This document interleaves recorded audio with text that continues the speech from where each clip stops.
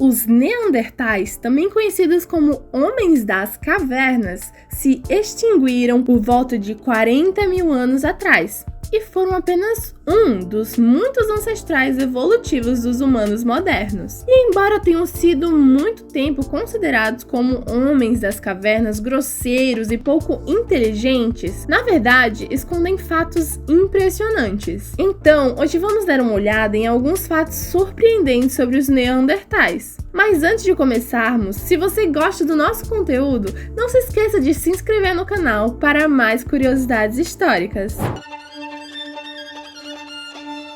Os Neandertais geralmente possuíam cérebros maiores em comparação com os humanos modernos. Estudos indicam que o volume médio do cérebro dos Neandertais era significativamente maior que o dos humanos contemporâneos. Essa diferença no tamanho do cérebro pode ter influenciado nas capacidades cognitivas e comportamentais. Os Neandertais desenvolveram ferramentas complexas, demonstraram habilidades sociais avançadas e até mesmo realizaram práticas rituais, sugerindo uma complexidade cognitiva comparável à dos seres humanos modernos. No entanto, existem algumas diferenças na organização cerebral e nas habilidades cognitivas entre os Neandertais e os seres humanos modernos. Por exemplo, estudos paleontológicos sugerem que os Neandertais podem ter tido um processamento visual mais desenvolvido em comparação aos humanos modernos, enquanto os humanos modernos podem ter tido uma vantagem em habilidades linguísticas e de comunicação.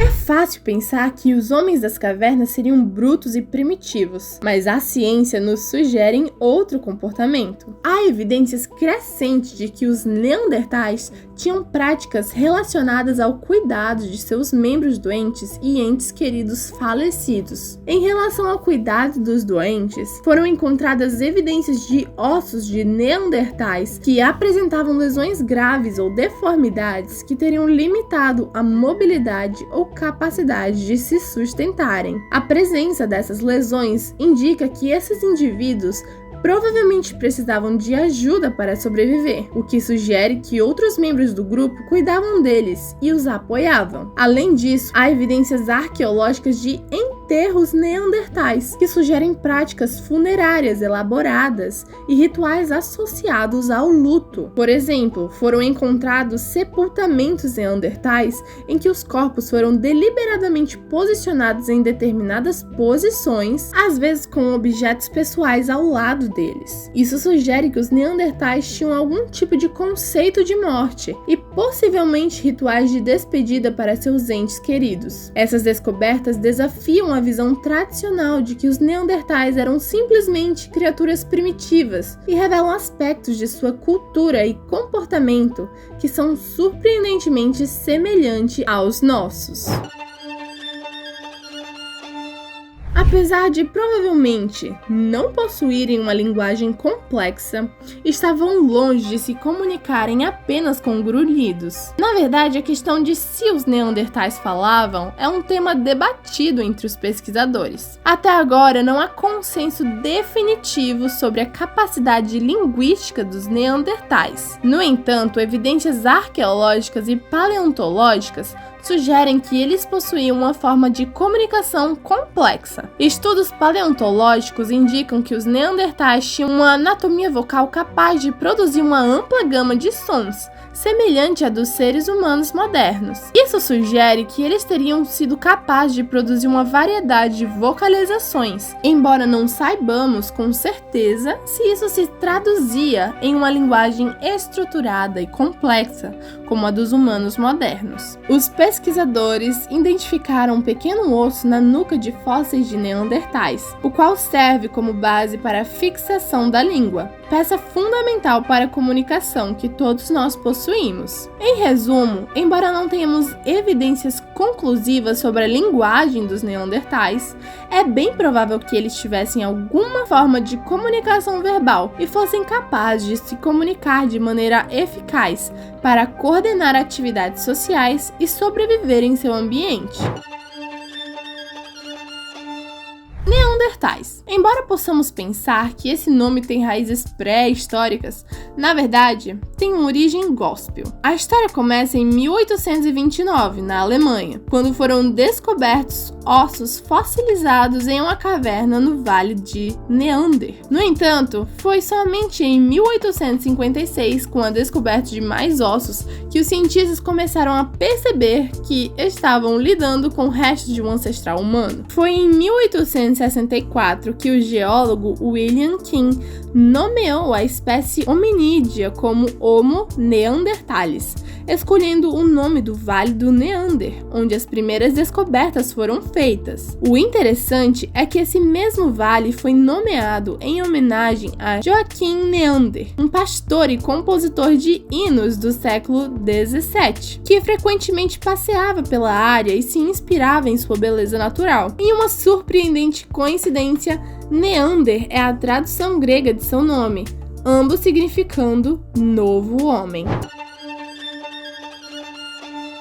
Durante muito tempo, acreditou-se que os seres humanos modernos simplesmente substituíram os neandertais, sem haver muita interação entre eles. No entanto, com avanços da análise de DNA, essa ideia mudou. Afinal, pelo que se sabe, os neandertais e os Homo sapiens compartilharam o mesmo planeta durante um período de tempo significativo, especialmente na Eurásia, onde suas áreas geográficas se encontravam. Evidências genéticas indicam que houve algum nível de interação entre essas duas espécies humanas, incluindo acasalamento ocasional. Descobriu-se que a maioria das pessoas fora da África carrega cerca de 2% de DNA neandertal. Isso sugere que houve algum nível de miscigenação entre as populações humanas modernas e neandertais quando se encontraram. O interessante é que aqueles que possuem genes neandertais em seu DNA tendem a ter alguma predisposição a alergias, a pólen e pelos de animais. Essa descoberta lança uma nova luz sobre a nossa história evolutiva e as interações entre os antigos seres humanos, o que impacta as características genéticas que carregamos até hoje. A imagem estereotipada dos neandertais como sendo curvados vem sendo desconstruída com novas descobertas. Um grupo de cientistas usou um modelo de um esqueleto encontrado em Israel em 1983. Uma das principais descobertas foi a de que eles possuíam uma coluna vertebral mais ereta do que a nossa. De acordo com os pesquisadores, as costelas do Neandertal se conectavam à coluna vertebral de um modo que forçava a cavidade torácica para fora. Com isso, a coluna ficava ligeiramente inclinada para trás, fazendo com que ela fosse muito mais ereta do que a coluna dos humanos. Isso resultava na ausência de uma curva lombar, mas também de uma capacidade pulmonar superior à nossa. Também tinha uma capacidade física considerável. Suas características anatômicas, como ossos mais robustos e músculos mais bem desenvolvidos, sugerem que eram adaptados a um estilo de vida muito ativo. Eles eram caçadores habilidosos e provavelmente se envolviam em atividades como caça de grandes animais, o que exigia força e resistência.